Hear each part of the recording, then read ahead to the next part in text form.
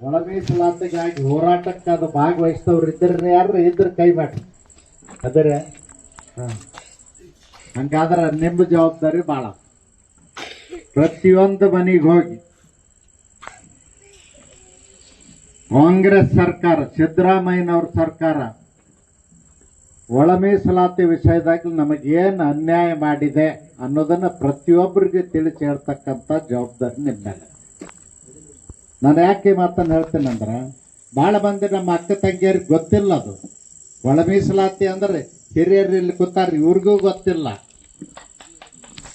ಅದಕ್ಕೆ ಕಾರಣ ನಾವು ತಿಳಿಸಿ ಹೇಳದ ಇರುವುದು. ಹೋರಾಟಕ್ಕೆ ನಾವು 4 ಮಂದಿ ಹೋಗ್ತೀವಿ ಬರ್ತೀವಿ ಮುಗೀತು, ಅಷ್ಟಕ್ಕೆ ಮುಗಿದದು. ನೀವು ಅರ್ಥ ಮಾಡ್ಕೊಳ್ಬೇಕು.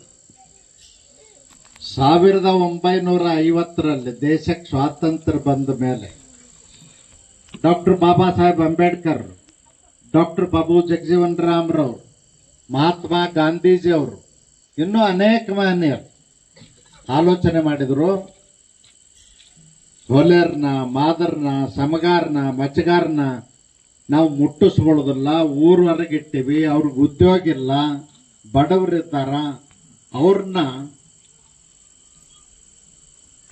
ಮುಖ್ಯವಾಹಿನಿಗೆ ತರಬೇಕು, ಅವ್ರನ್ನು ಮ್ಯಾಲೆ ಎತ್ತಬೇಕು ಅಂತ. ಅವಾಗ ಶಿಕ್ಷಣದಲ್ಲಿ, ಉದ್ಯೋಗದಲ್ಲಿ, ರಾಜಕೀಯದಲ್ಲಿ ಮೀಸಲಾತಿ ವ್ಯವಸ್ಥೆಯನ್ನು ಜಾರಿಗೆ ತಂದ 1950. ಅಂದ್ರೆ ಇವತ್ತಿಗೆ 75 ವರ್ಷದ ಹಿಂದ ನಾವು ಹುಟ್ಟಿದಾಗ ಜಾರಿಗೆ ತಂದ್ರು ದೇಶದಲ್ಲಿ. ಅವತ್ತು ಎಸ್ಸಿಗೆ 15% ಇತ್ತು, 6 ಜಾತಿಗಳಿತ್ತು, ಹೆಚ್ಚಿಗಿದ್ದಿದ್ದಿಲ್ಲ. ಯಾರನ್ನ ನಾವು ಮುಟ್ಟಿಸ್ಕೊಳ್ಳೋದಿಲ್ಲ ಅಂಥವ್ರು 6 ಜಾತಿಯವರು ಇದ್ರು. ಎಸ್ ಟಿ ಒಳಗೆ 3% ಕೊಟ್ಟಿದ್ರು, ಅವರು 6 ಜಾತಿಗಳಿದ್ದು. ಇವತ್ತು ಎಸ್ ಸಿಯಲ್ಲಿ 101 ಜಾತಿ ಆಗ್ಯಾವ ತಂತಂದು ಸೇರಿಸಿದ ಮೇಲೆ.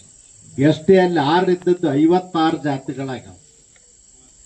ಆದಾಗ ಸುಮಾರು 25-30 ವರ್ಷದಿಂದ ಜನಸಂಖ್ಯೆ ಹೆಚ್ಚಾಗ್ಯದ, ನಮಗೆ ಮೀಸಲಾತಿ ಹೆಚ್ಚಳಬಾಡ್ರಿ ಅಂತೇಳಿ ಎಸ್ ಸಿ ಮತ್ತು ಎಸ್ ಟಿ ಅವರು ಎಲ್ಲರೂ ಸೇರಿ ಹೋರಾಟ ಮಾಡ್ಕೊಂಡು ಬಂದರು. ಕಾಂಗ್ರೆಸ್ನವರು ಏನೂ ಮಾಡಲಿಲ್ಲ.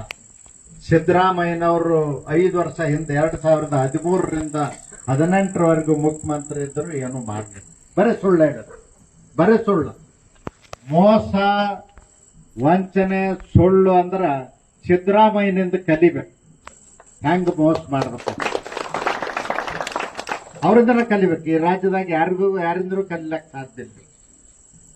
2013ರಾಗ ಚುನಾವಣೆ ಬಂದಾಗ ಕಾಂಗ್ರೆಸ್ನವರು ಹೇಳಿದರು, ನಮಗೆ ಅಧಿಕಾರ ಕೊಡ್ರಿ, ಸದಾಶಿವ ಆಯೋಗ ಜಾರಿ ಮಾಡ್ತೀವಿ, ಒಳ ಮೀಸಲಾತಿ ಅಂತ ಹೇಳಿದರು.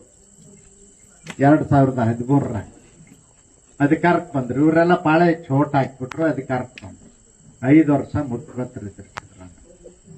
ಯಾವಾಗ ಕೇಳಿದ್ರು ಮಾಡ್ತೀನಿ, ಒಳ ಮೀಸಲಾತಿ ಮಾಡ್ಲಿಕ್ಕೆ ನಾ ಬದ್ಧ ಅದೀನಿ ಅಂತ ಹೇಳುದು. ಬಾಗಿಲ ಮೇಲೆ ನಾಳೆಗೆ ಬಾತ್ ಬೋರ್ಡ್ ಬರ್ದ್ಬಿಟ್ಟು, ಅಂದ್ರೆ ನೀವು ಯಾವತ್ತು ಹೋದ್ರು ಅದು ನಾಳೆಗೆ ಬಾತೆ ಬೋರ್ಡ್ ಇರ್ತದೆ. ಇವತ್ತು ಬಂದ್ರು ನಾಳೆಗೆ ಬಾತ್ ಇರ್ತದೆ, ನಾಳೆಗೆ ಬಂದ್ರು ನಾಳೆಗೆ ಬಾತೆ ಇರ್ತದೆ. ಹಂಗವ್ರು ಅಂತ ಒಬ್ಬ ಮೋಸಗಾರರು ಸಿದ್ದರಾಮಯ್ಯ.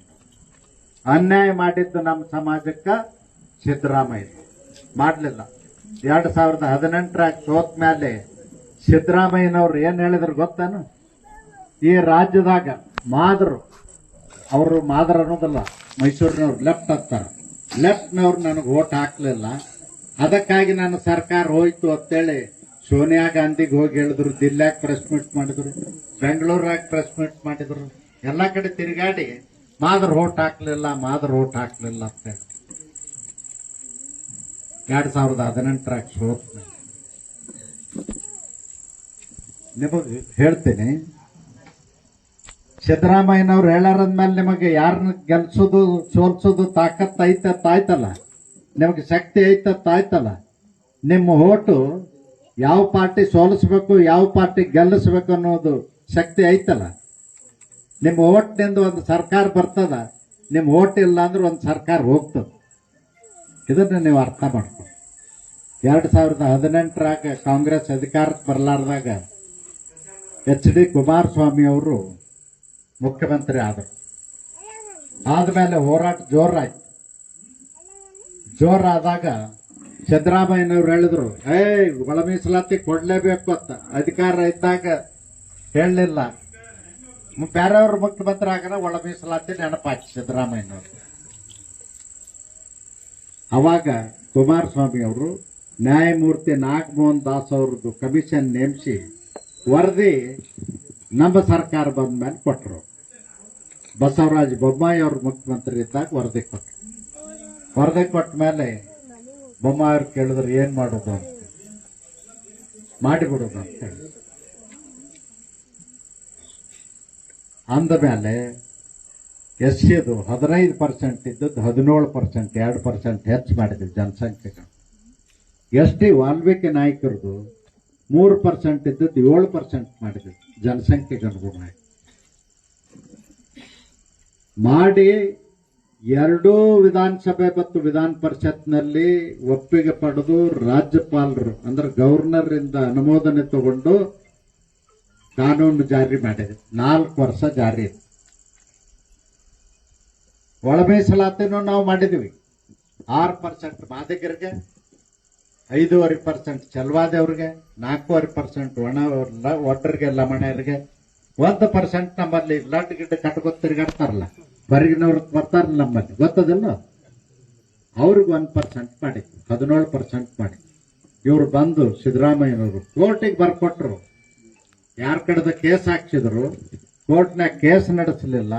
ಕೋರ್ಟಿಗೆ ಬರ್ಕೊಟ್ಟು ನಾವು 17 ಕೊಡೋದಲ್ಲ 15 ಕೊಡ್ತೀವಿ, ನಾವು 7 ಕೊಡೋದಲ್ಲ 3 ಕೊಡ್ತೀವಿ ಬರೆದು ಕೊಟ್ಟು ಆರ್ಡರ್ ಮಾಡ್ಸಾರ. ಕೋರ್ಟ್ನಾಗ ಕೋರ್ಟಿಗೆ ಇವ್ರು ಬರ್ಕೊಟ್ಟಾರ.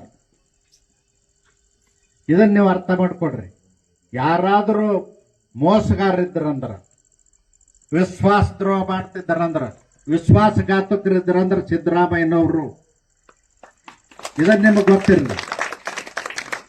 ನಾನು 30 ವರ್ಷ ಹೋರಾಟಗಾರರಿಗೆ ಬೆಂಬಲ ಮಾಡಿ, ನಾವು ಏನೋ ಯಾರ್ದು ಕಸ್ಕೊಳಕ್ ಹತ್ತಿಲ್ಲ, ಯಾರ್ದು ಪಾಲ ನಾವು ತಗೊಳಕ್ ಹತ್ತಿಲ್ಲ.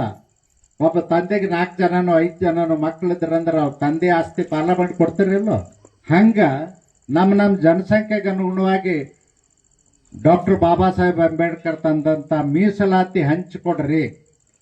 ನಾವು ಈ ರಾಜ್ಯದ ಜನಸಂಖ್ಯೆ ಒಳಗೆ 6% ಇದ್ದೀವಿ. 6% ಇದ್ದೀವಿ. ನಮಗೆ 6% ಕೊಟ್ಬಿಡಿ.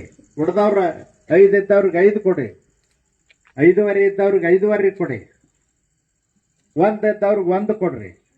ಪಾಲ ಕೊಟ್ಟಂಗ ಅದ್ರಲ್ಲಿ ಏನಿಲ್ಲ. ತಂದೆ ಆಸ್ತಿ ಹಂಚ್ಕೋತೀವಿಲ್ಲ ಅಣ್ತಂಬ್ರು, ಹಂಗ ಅದಕ್ಕ ಕೊಡಬಾರದು ಅನ್ನುವಂತ ಮನಸ್ಥಿತಿ ಸಿದ್ದರಾಮಯ್ಯನವ್ರದ್ದು. ಅವ್ರ ಜೋಡಿ ಕೆಲವು ಗೆಳೆಯರದ ಮಹಾದೇವಪ್ಪ ಅಂತ ಹೇಳಿ ಒಬ್ಬರು ಮಂತ್ರಿ ಅದಾರ, ಸಮಾಜ ಕಲ್ಯಾಣ ಮಂತ್ರಿ. ಇದು ಮಾಡ್ಲೇಬಾರ್ದನ್ನೋರು. ಅದಕ್ಕೆ ನಾನು ಈ ಸಂದರ್ಭದಲ್ಲಿ ಇಷ್ಟೇ ಹೇಳ್ತೀನಿ, ತಾಯಂದಿರಿಗೆ ಗೊತ್ತಾಗುದಿಲ್ಲ. ತಂದೆ ಆಸ್ತಿ 4 ಮಂದಿ ಮಕ್ಕಳು ಹಂಚ್ಕೊಂಡಾಗ ನಾನು ಎದ್ರ ಸಲಾಗಿ ಬಡದಾಡ್ಲಕತ್ತೀನಿ ಅಂದ್ರೆ, ಇವ್ರೇನ್ ಮಕ್ಕಳು ಕೂತಾರಲ್ಲ, ಅಲ್ಲೇನ್ ಹೆಣ್ಣು ಮಕ್ಕಳು ಕೂತಾರಲ್ಲ, 100 ಜನ ಈ ರಾಜ್ಯದಲ್ಲಿ ಡಾಕ್ಟರ್ ಆದ್ರಂದ್ರ ಅವರು ನಮ್ಮ ಜಾತಿ ಅವರು 6 ಮಂದಿ ಹಾಕ್ಬೇಕು. ನಮ್ಮ ಮಕ್ಕಳು 6 ಮಂದಿ ಹಾಕ್ಬೇಕು. 100 ಮಂದಿ DC ಆದ್ರಂದ್ರ ನಮ್ಮ ಮಕ್ಕಳು 6 ಮಂದಿ DC ಹಾಕ್ಬೇಕು. 100 ಮಂದಿ PSI ಆದ್ರೆ ನಮ್ಮ ಮಕ್ಕಳು 6 ಮಂದಿ ಹಾಕ್ಬೇಕು. ಅದ್ರ ಸಲಾಗಿ ಹೊಡೆದಾಡ್ತಾ ಇದ್ದೀವಿ. ಗೋವಿಂದ ಕಾರಜೋಳಗೆ ಏನಾಗುದೇನು ಇರುವುದಿಲ್ಲ. ಈಗ ಮುಗಿದು ಹೋದ ವಿಷಯ. ನಮ್ಮ ಮೊಮ್ಮಕ್ಕಳದಾವಲ್ಲ, ಇವು ಓಡಾಡ್ತಾವಲ್ಲ, ಇವ್ರ ಸಲ ನಾನು ಮಾಡದೆ ಹೋದ್ರೆ ಯಾರೂ ಮಾಡ್ಲಿಕ್ಕೆ ಸಾಧ್ಯ ಇಲ್ಲ ಅಂತ ಬೊಮ್ಮಾಯಿ ಅವರು ಒಂದು ಮಾತು ಕೊಟ್ಟು ಅವ್ರು ಅದರಿಂದ ಬಾಳ್ ಪೆಟ್ಟು ತಿಂದ್ರು. ಅದಕ್ಕೆ ನೀವು ಅರ್ಥ ಮಾಡ್ಕೊಡ್ರಿ. ಎದರ ಸಲಾಗಿ? ನಮ್ಮ ಹೊಟ್ಟೆ ಉದ್ಯೋಗ ಅಲ್ಲ, ನಮ್ಮ ಮಕ್ಕಳು ಭವಿಷ್ಯದ ಸಲುವಾಗಿ ನಾವು ಹೋರಾಟ ಮಾಡ್ತೀವಿ. ಅದನ್ನು ನೀವು ಅರ್ಥ ಮಾಡಿಕೊಂಡು ಕಾಂಗ್ರೆಸ್ಗೆ 1 ಓಟು ಹಾಕ್ಬಾರ್ದು, 1 ಓಟು ಹೋಗ್ಬಾರ್ದು. ನಾನು ಯಾಕೆ ಅದನ್ನು ಬಹಳ ಕಠೋರವಾಗಿ ಹೇಳ್ತೀನಿ ಅಂದ್ರ, ನಮಗೆ ಅನ್ಯಾಯ ಮಾಡಿದವ್ರಿಗೆ ನಾವು ಯಾವತ್ತೂ ಕ್ಷಮಾ ಮಾಡಬಾರ್ದು. ನಾವು ಜಾರಿ ಮಾಡಿದ್ದನ್ನ ರದ್ದು ಮಾಡಿಟ್ರಿ. ಬೊಮ್ಮಾಯಿ ಅವ್ರು ಜಾರಿ ಮಾಡಿದಾಗ ನಮ್ಮ ಜನರಿಗೆ ಗೊತ್ತಾಗ್ಲಿಲ್ಲ ಏನಾಯ್ತು ಅಂತ. ಜಾರಿ ಮಾಡಿದ 2 ದಿನಕ್ಕೆ ಎಲೆಕ್ಷನ್ ಬಂದ್ಬಿಡ್ತು. ಕೆಲವರು ಸುಳ್ಳು ಹೇಳಿದ್ರು. ಈ ಕಾಂಗ್ರೆಸ್ನವರು ಲವಣರಿಗೆ ಒಡ್ಡರಿಗೆ ಹೇಳಿದ್ರು, ನಿಮ್ಮನ್ನ SC ಅಂತ ತೆಗೆದು ಹೋಗದ್ ಬಿಟ್ಟಾರ BJP. ಅವ್ರು ಅದನ್ನ ನಂಬಿಕೊಂಡು ಹೊಡೆದ್ರು ನಮ್ಮ ಮನೆ. ಯಡಿಯೂರಪ್ಪನವ್ರ ಮನೆಗೆ ಕಲ್ಲು ಹೊಡೆದು ಬ್ಯಾಂಕ್ ಹತ್ತಿ ಬಿಡ್ತು. ಇದನ್ನ ನೀವು ಅರ್ಥ ಮಾಡಿ. 2023 ನೀವು ವಿದ್ಯಾವಂತ ಯುವಕರೇನದ್ರಿ, ಟಿವಿ ನೆನ್ಬೇಕಾದ್ರೆ ಹಚ್ಚಿ ನೋಡ್ರಿ, ಹಿಂದಿನ ತೆಗೆದು. ಅದಕ್ಕ ನಾವು ಅದರಿಂದ ಸಾಕಷ್ಟು ಪೆಟ್ಟನ್ನು ತಿಂದಿವಿ. ಆದ್ರೆ ನಾವು ಪೆಟ್ಟು ತಿಂದ್ರೆ ಚಿಂತೆ ಇಲ್ಲ, ನಾವು ಬದುಕಿರೋದ್ರಾಗ ನಮ್ಮ ಮಕ್ಕಳು ಮೊಮ್ಮಕ್ಕಳಿಗೆ ಅದರ ಲಾಭ ಆಗ್ತದೆ. ಅದಕ್ಕೆ ನಿಮಗೆ ನಾನು ವಿನಂತಿ ಮಾಡ್ತೇನೆ, ಪ್ರತಿಯೊಬ್ಬರನ್ನು